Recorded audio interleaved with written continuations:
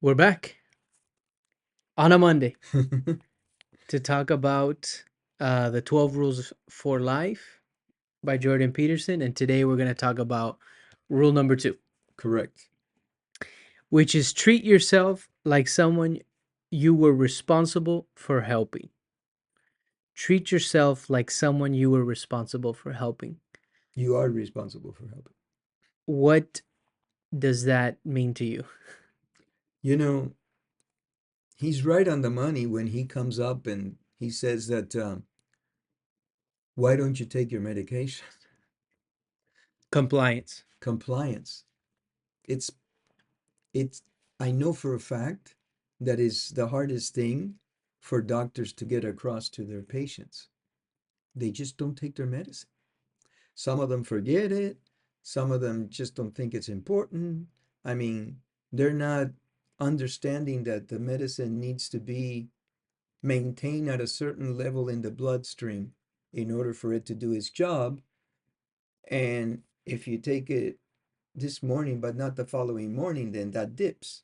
So then you take it the following morning and, it starts climbing up, but it doesn't get maintained. And so, I mean, he's right on the money with this. And then he goes on to talk about transplants. He talks about the kidney. I mean, it's Why brutal. do you think that people, and he goes into explaining it, right? But have you seen in your life where somebody takes better care of someone else than themselves? Yes. Okay. Because for me, this kind of goes against one of the things that I think, especially coming off of the 48 Laws of Power, which is people act in their own self interest, best interest. Not always. Not For always. example, if you have, not to put me out there, like anything, but I took care of my mother and she meant everything to me. And there were times when I was exhausted and I still kept going. And that's because you love somebody. So the answer is yes. This is going to happen all the time because when you're taking care of someone that you love, you're willing to sacrifice yourself to the degree that your health may be affected. As opposed to taking care of yourself, you're willing to No not doubt do about it. it. No doubt about it. And it happens all the time. I see it all the time because prior to getting involved in business, I was in the medical field.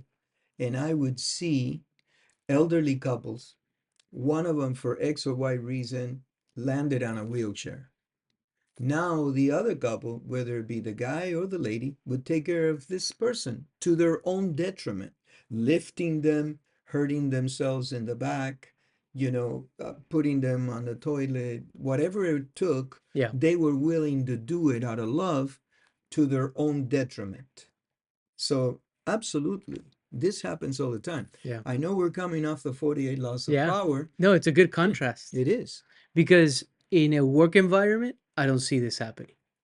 In a business setting where someone is trying to take your position, No, it's extremely competitive. I don't see correct. this happening. But when it comes to caring for somebody like you're saying that you love, that's completely different, and it's good to have those contrasts that it depends the environment that you're in. It sure does. And I'm 65 and you're only 32 or whatever, right? You're 30 what? 33. 33. Yeah. So there's a world of Clear it excuse me. you can, There's a world of difference between us. I lived that. And even though you guys helped a lot, you know, yeah, yeah. you helped a lot. Yeah, I you bring up your mom and Hmm. your dad, your parents, Yeah. and so I thought, where have I seen this? Treat yourself like someone you are responsible for helping. We were talking about the other day how I saw your mom take care of her sister There because you her go. sister became ill and bedridden and became her nurse basically for 8 years. Well, more than that, but 8 years she was bedridden. Yeah. And so your mom, and so I saw that example. And it takes its toll. It takes its I'm toll sure. over Yeah, the years. yeah. I'm sure on the person that's doing Oh, the caring. oh, for sure. The daycare giver, um, even the ones that are not family members, a bond gets created, you know? Yeah, If they have a heart and if the they're caregiver. human, they're caring people. The name says it itself, caregiver, you know? They Yeah. end up developing a bond with when that patient passes away, it Yeah. hurts them just as much or almost just as much as a family member. If they're a good caregiver, yeah. True. And Yeah. there's a lot of family that's distant. Like I was listening to this young man, he's an entrepreneur and he's doing very, very well. And he was talking about the fact that he doesn't see his uncles anymore, Mm, you know? He mentioned it's been like 5 or 7 years that he hasn't seen his uncles. yeah. Something breaks there, you know? Yeah. When the uncle goes, I'm sure he'll feel it, but not to the point I would think, you know, because you're not, Yeah. and it's by choice, I think, Mm, the way he said it. So yeah, I mean this, and you have to think about this. In order to get a kidney transplant, you got to get on an organ list, a donor, right? Recipient, and you got to go through all kinds of tests, and it's not just overnight. And you got to get an organ that it's a match to your blood type and tissue type and all this stuff that they do to put it together, right? And you're probably going through dialysis. And dialysis is not an easy thing. You know, for those of you that are not too sure, you sit at a machine and it pumps your blood, all your blood out of your body, goes through the machine, detoxifies it, and then brings it back. That's not an easy thing to do.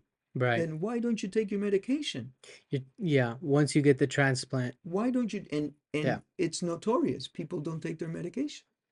And by the way, I'm Which guilty of it. which ends up unfortunately killing them, right? Because or the organ It does it's deteriorates the body, and then when you're in the a transplant isn't successful at that right, point well, along because with the transplant, you get these immune system inhibitors. right.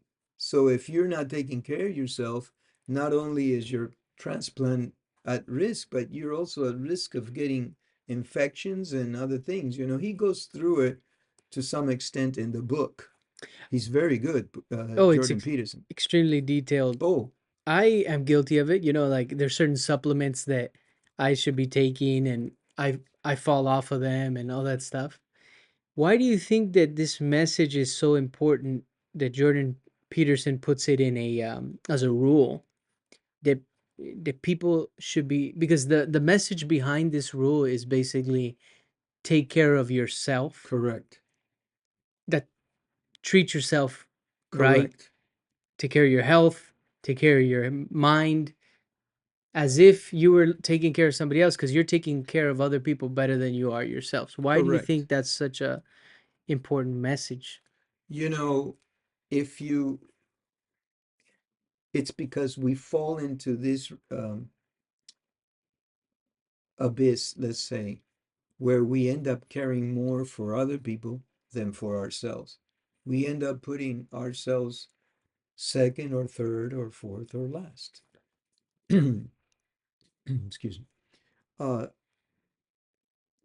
the thing that comes to mind is that oxygen mask in the airplanes. When you're flying a plane, one of the things that they tell you is, look, if we go into a little bit of turbulence and the oxygen masks come down, okay, what you're supposed to do as a parent is put the oxygen mask on yourself and make sure that you're okay so that you can put it on your children and make sure that they're okay. Because if you pass out, who's going to help your children? Yeah. Now, in that scenario, which potentially could be very threatening to your life or death, right? You are going to follow the rules because you're worried about your kids. And now they've instilled in you, look, if you pass out because of lack of oxygen, who's going to take care of them?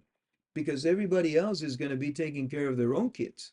But it goes counter your instinct It of goes counter because when the caring for mask them. comes, before reading that article, okay, that mask drops, I'll put it on my children first. Right. Make Hands down. Yeah, makes I'll put sense. it on my children first. Now, after reading that article, I see the value in the information and I think, okay, I'm not doing it out of a selfish type of thing. Hmm. I'm doing it because, like the French would say, au contraire, you know? I'm doing it because I want to help my children. That's a really good example, I think, analogy of in life, before you can really do a good job at helping other people, you have to have your stuff in order first. And I think that's what Jordan Peterson's getting to here. You gave the example of you helping your parents. Mm-hmm. If you weren't in a position to be able to help your parents financially and to be there for them, you wouldn't have been able to do it. You had to take care of yourself first. So even though you helped them, you were taking care of yourself first, in the sense of making sure you had your things in order for your family and your finances and making money and working and everything, so that you could help them. You know, that goes for everybody. Everybody's going to have the same instinct. You know, your mom and your dad raised you, so you're going to take care of your mom and your dad when the need comes. And, you know, I mean, as much as they possibly can. You're going to do everything you can, Yeah. right? For But your it's parents. limited to your financial ability.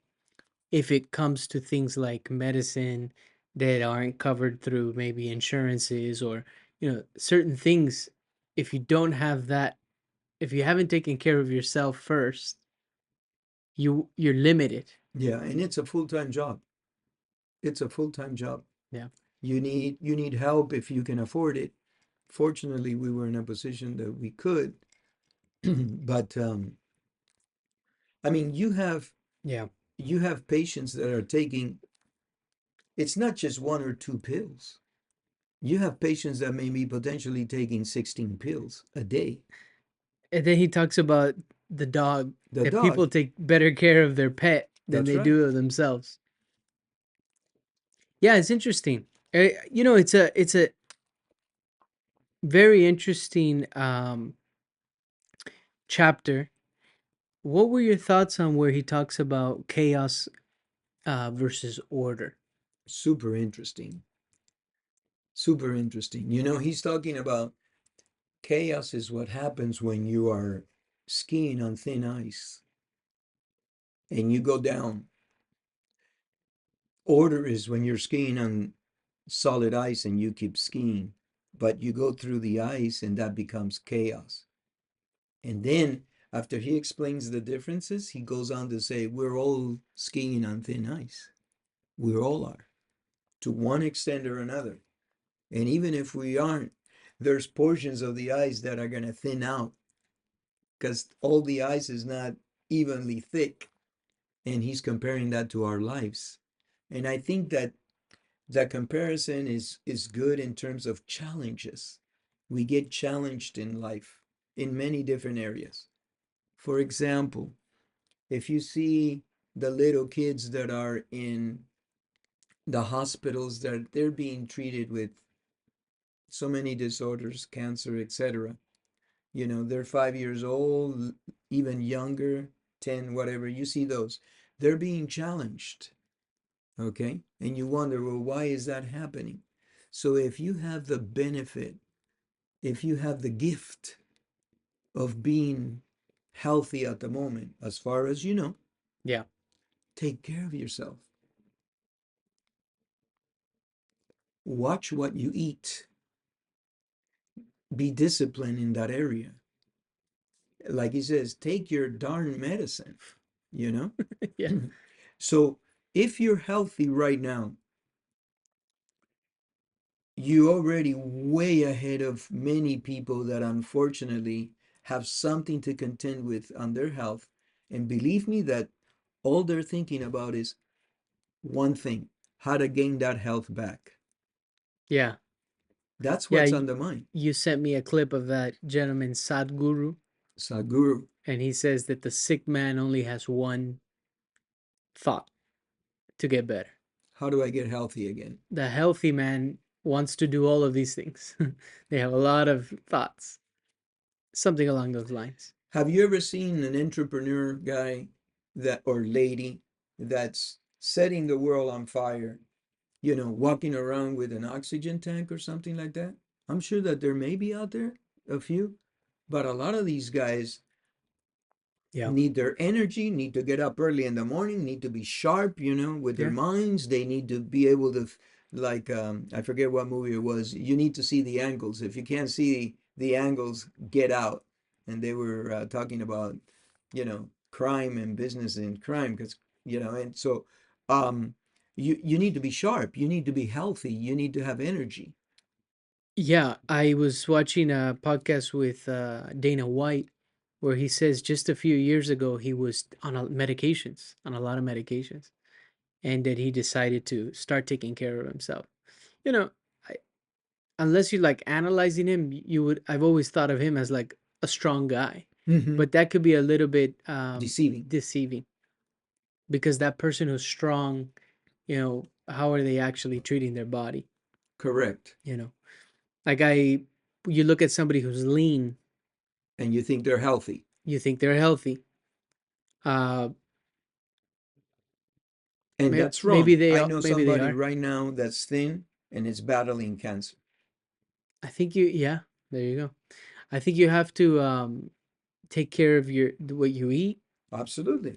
uh, also physical, and these are areas that I need to improve at, myself. Well, I think we all do. I That's why I think think we all it. do. Yeah, I think it's a good. Um, he goes way in depth about the apes, the chimps. Jordan Peterson explains about the yin and the yang, chaos, order. Yes. He explains, and I think again, in the first chapter, the lobsters were controversial. In this chapter, he talks about uh, what I think is a little controversial is his take on order and chaos. That the woman is he explains that the female is chaos and the man is order. Well, Right. This is now Jordan Peterson's view on it, and I think that's where some of it's a little controversial. no, not a little. It's very controversial. but if I could try to explain a little bit of it, is that he's saying, well, if you look at society, the architecture, the buildings, the wars that have been fought, it's generally men that have built that structure of society, and that's what he's calling order. um, the only ones that can give that can create life, the only ones that can have a child are women, Correct. female. And so um, he's saying that's chaos because we don't understand that. This is his view on it, and I think it's interesting. It's an interesting perspective. But he's saying the primary hierarchical structure of human society is masculine. So that's why I think it gets a little controversial when he gets into those aspects. What do you think? So, super controversial. Yeah, it's a little.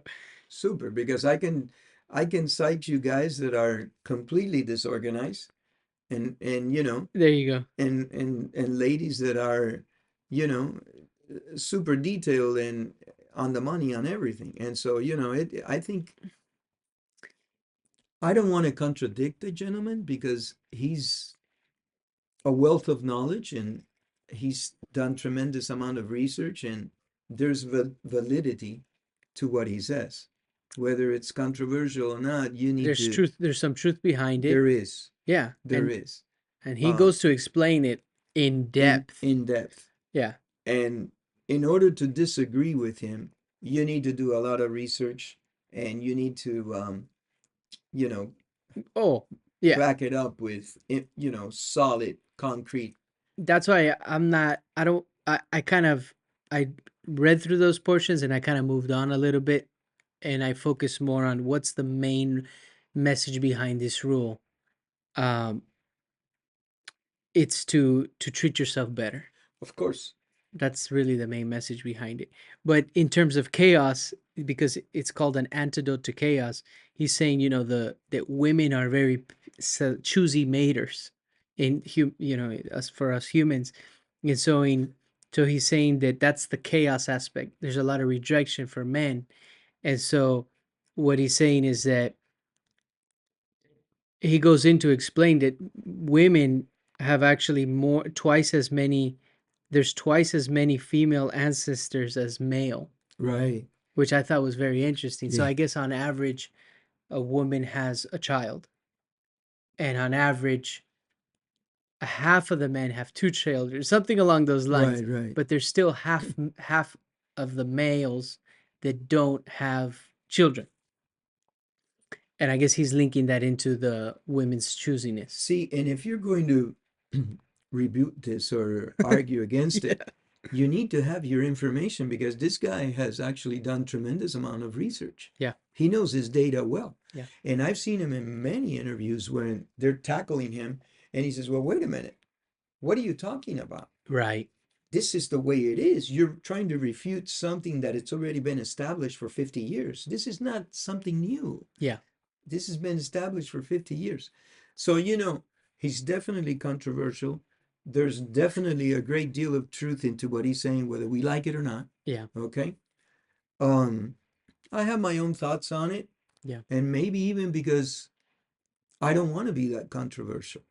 I want to be a little bit more open to the possibility that it's not necessarily set in stone like he says, but you can't you can't argue with the guy. Yeah. I'm not in a position to disagree with him because I don't know enough about No. this subject, and I would have to get into depth into it, and I have no desire, and I don't have the time. Into He yeah, he into he goes because deep, he's referencing like studies and psychologists and all correct? these tests that have been done. I think more so our angle is like in a business setting, in life, Yeah, how are these things actually applied? And some of that stuff I think isn't necessarily a day-to-day thing for everybody. I do think that I put myself in Jordan Peterson's shoes as a clinical psychologist. He's dealing with a lot of people that have a lot of issues. So his perspective is going to be biased based on that. I think you know what? I would agree with that.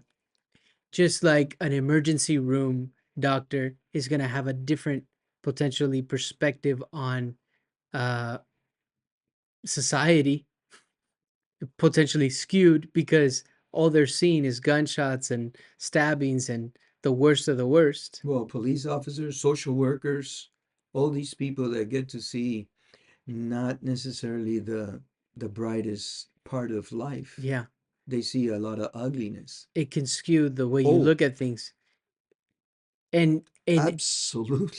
it can make you cynical. It can. And Jordan Peterson talks about that, and we talk about in business.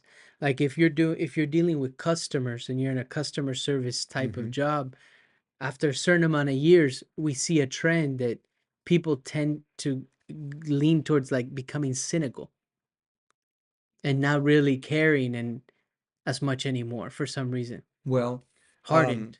the people that do that, look, I think that anything can happen to anyone depending on the situation that they find themselves in.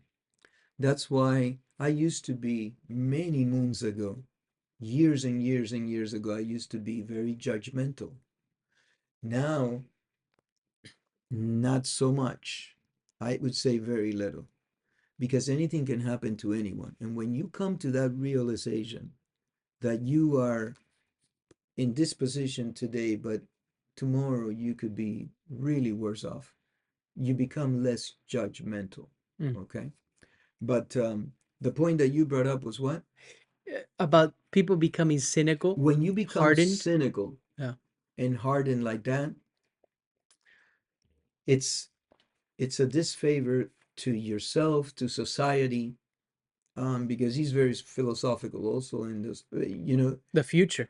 Yeah. yeah, The human race. you lose Yeah. when you become We cynical. all lose. We all lose because you're caring less, you're putting out less, And I think that we should do the very best for ourselves, the people surrounding us, and our society so that we could improve because we're so technologically advanced, but look at all the stuff that's happening, human resource type of thing, relating to each other. We're divisive, we're fighting, this and that.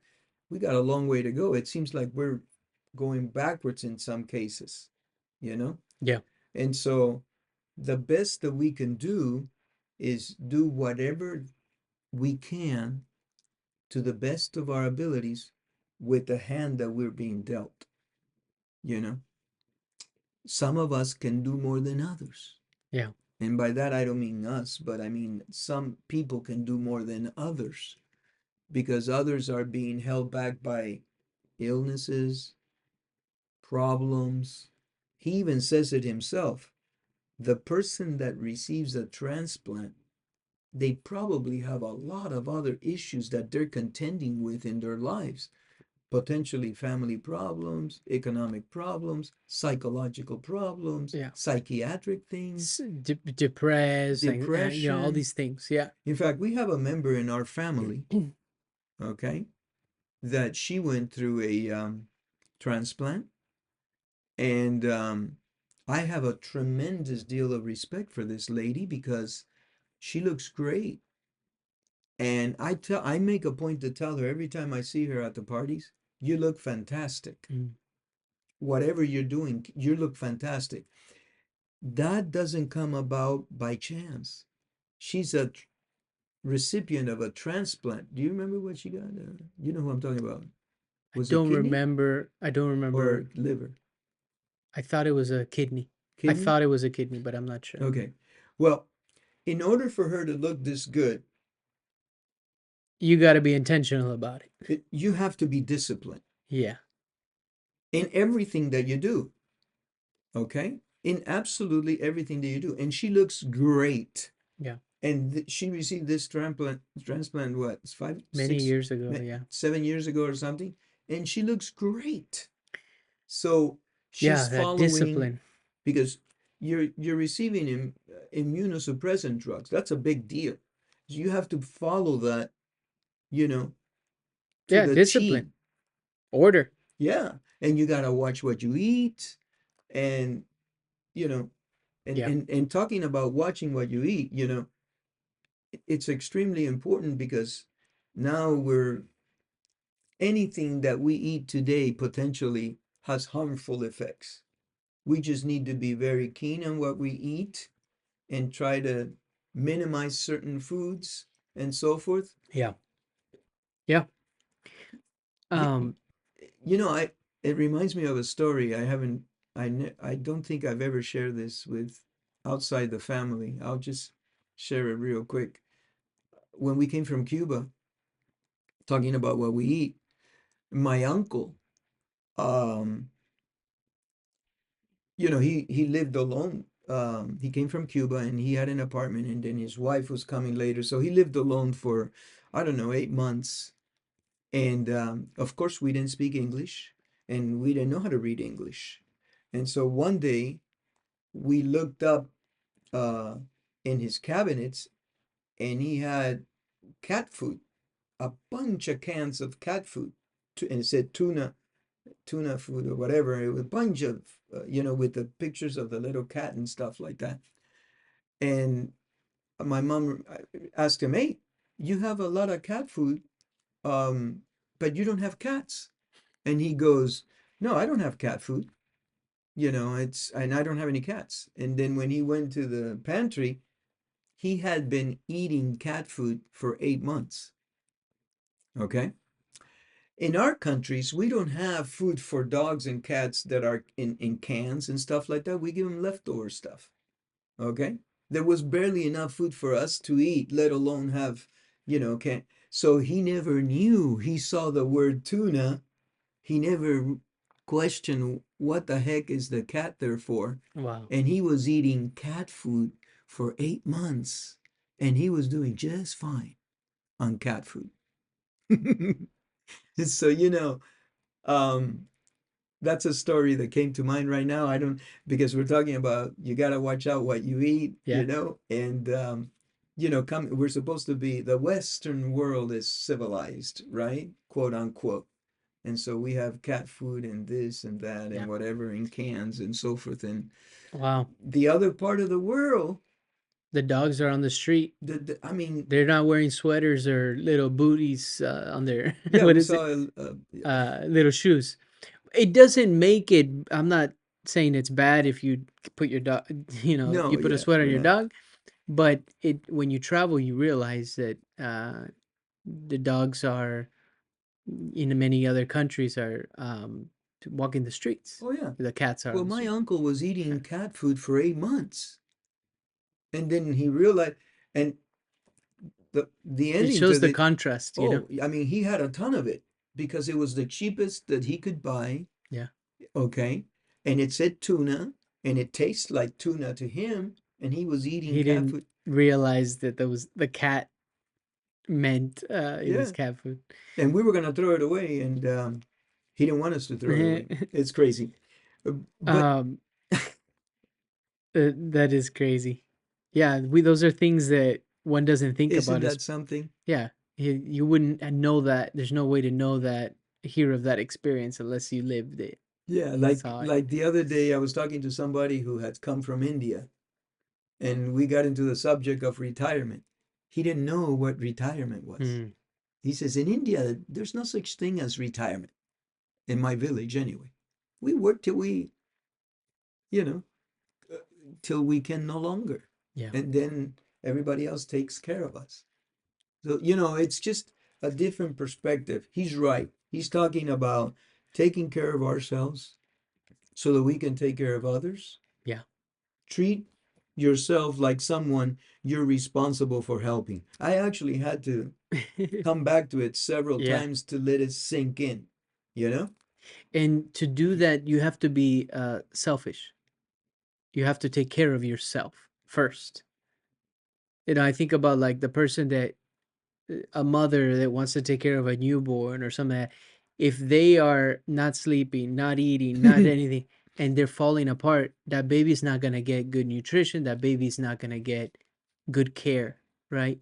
So the mother has to be in a position where spouse or themselves have to take care of themselves to be able to now care for. If not, you'll be weak and you won't be able to care. Uh, I remember having a bunch of litters of cats and dogs because you always had, growing up. And the cat, I remember clearly. One time we found one of the cats had her litter in Lucas in the house in the closet in my brother's closet, and we would find that one of the little kittens was way at a corner under something pushed away, and that's because the mom instinct told her there wasn't enough milk to give and strengthen all of her little litter. Right. She had to get rid of the weak one, So she picked the weakest one, the runt, in with put it to the side, piglets.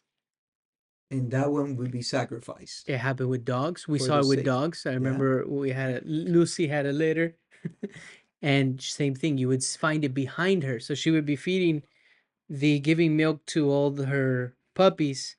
They're born blind with their eyes closed. Well, they're born with their eyes closed. Their eyes closed. Yeah. And these were little chihuahuas, and one would be behind her, and we would find it. Why is it behind?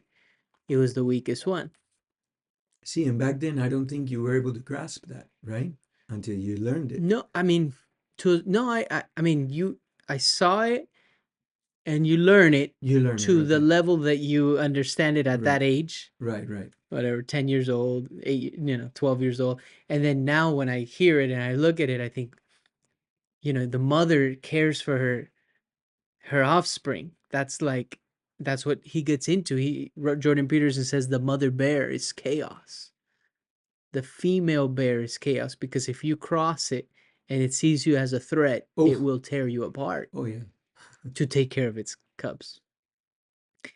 But yet at the same time, they can essentially kill and let one of their cubs die for the benefit of the offspring, the strongest ones. And you see the strongest ones push the little weak ones out of the way. No, for Sure. me, that was, as a kid seeing that, that's nature at its core. And one thing that again Jordan Peterson explains is the difference between humans and the animal kingdom, our counterparts, chimps and the animals, is that we have the self-conscious. Right. We have Consciousness. consciousness. And he says that that is the connection between order and chaos. Our consciousness is the connection between order and chaos, which is also As opposed to interesting. pure instinct Exactly. that animals have. That's right. He's saying they don't have consciousness to the level that we do. We are trying to make reason of what we see, Right. but it's nature. This is what happens out there. And because we have conscious and because we are self-conscious, he goes into Adam and Eve, the whole serpent and all that, which is evil, right? The serpent was evil. That we all have that within us. We all have a serpent within us That's that very interesting, that we man. need to, basically a dark side.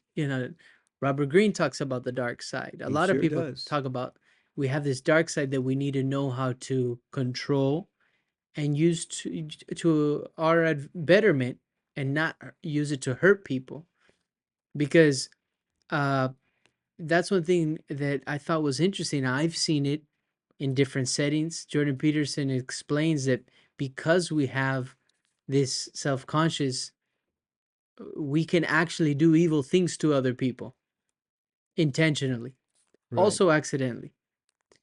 But animals, chimps, they're not doing something that, at least the way that he's explaining it, is they're not doing something intentionally evil to another chimp.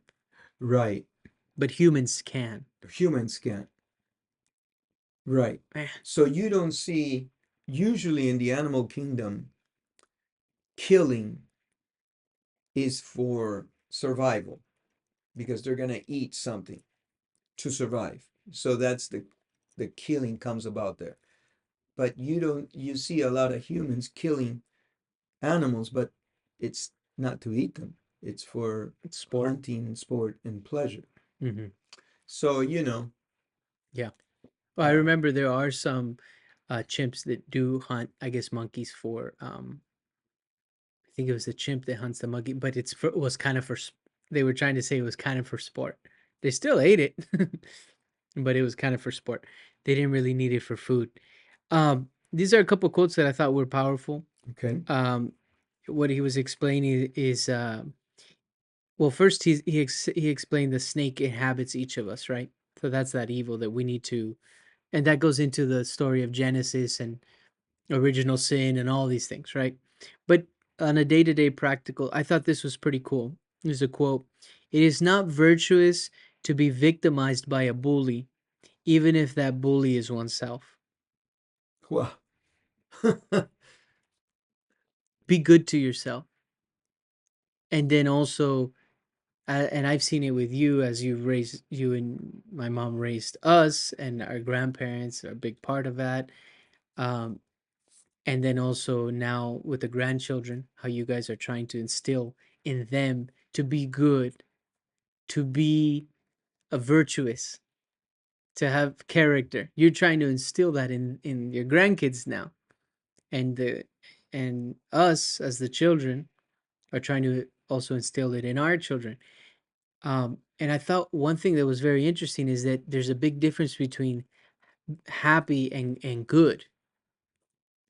okay, Um, Happy is not synonymous with good. He says if giving a kid a lollipop makes them happy, that's it right. doesn't mean it's good.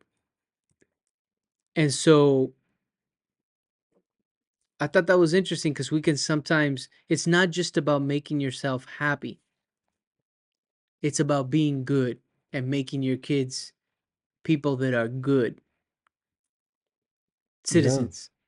So, anyways, I thought those were pretty powerful messages. Keep the promises you make to yourself. That was another quote I thought was really powerful. Have respect for yourself. And a lot of these things, in this portion of it, it takes me to Marcus Aurelius and meditations where he's talking about be a man of character, yes, be a man of a virtuous person, be a good person. It doesn't say be a happy person. that's right. Sometimes we get that mixed up. But when you encounter somebody, when we encounter somebody in business or in life that seems to be a person of character, we're drawn to them. For sure. Absolutely. So I do think that's a solid message. Oh, I mean, he's right on the money. He gets very deep into many areas. He goes in, like you said, the Adam and Eve Yeah. story, and how he explains when they realize that they are naked, and how. Shame. So I think that you need to read it. You need to read it and go through all the portions that he's going through. He's done a tremendous amount of research, but applying it to everyday life. Yeah. Bottom line is, if you do not take care of yourself, you will not be able to take care of things around you, whether it's family, business, your married life, everything. Because if you don't take care of yourself, you will ultimately pay the price. You will fall in whatever category you're talking about. If you don't exercise, if you don't eat well, if you don't sleep enough, if you don't, balance your life, then it's going to give somewhere else within your life. Yeah. It's going to affect other people around you, other things around you. So that's why he's so keen on saying, treat yourself like someone that you are responsible for helping. It puts it in a total different perspective. Yeah. I had to read it several times to get it, you know? Uh, Yeah. It's a deep message, and yeah. I think one could, as you were saying that, take care of yourself. I'm thinking, okay, well, someone could say, yeah, but people become sick no matter what, no matter how much they took care of themselves, this and that. We like to bring up those situations, right? And those things do happen, And accidents happen. and accidents happen, Car right? accident, you get One all day messed up. could just be your time, right? And you never know when that is. And so until then, try to take care of yourself as much as possible.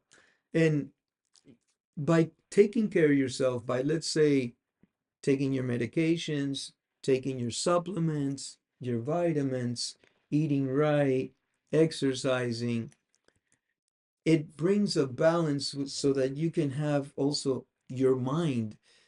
How do you take care of your mind? Yeah, Well, mental health. try to read, try to stay active, try to do new things, try to stay away from depression. Depression is really a very um, huge wave that apparently is hitting our country. You know, I don't know enough to talk about it. I don't know enough to say, is this new or not? Or has it always been this way? Or is it higher now? Yeah. But by keeping a balance in your life, you're better off fighting off some of these Yeah. issues. And that's the main thing I got out of this. Have I'm really discipline. glad I read it.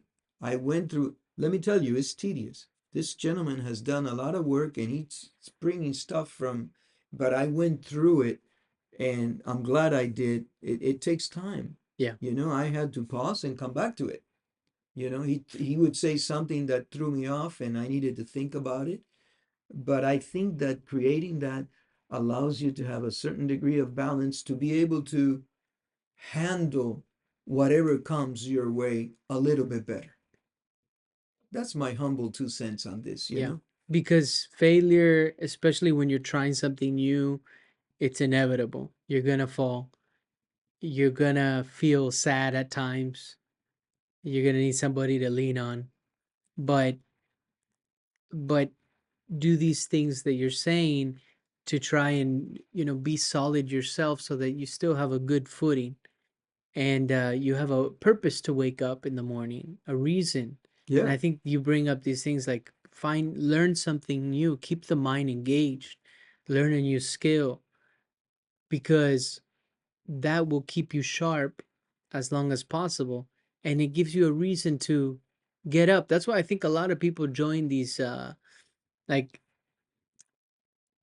these things at the library or at the park, or I was talking to my a family member that it was saying that they're super into salsa now. Like, um, there's so much that goes into it, so technical. If you really want to get into it, dance salsa dancing, you think, oh, no, but there's the rhythm, there's the music, there's the partner. How do you lead them? What are the right steps? Oof. What if you're, yeah, all these different aspects, and that they were making a connection that you're less likely to have Alzheimer's or these things they're saying because of how complex something like dancing salsa is. So, anyways, go Wow. learn something new. Yeah. And I think that that's what we're trying to do every day, Sure. improve on ourselves too.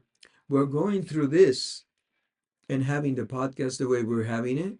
It's definitely throwing us into new worlds, and that's the beauty of it. I agree. Wrap it up there. Wrap it up. Thank you. Thank you.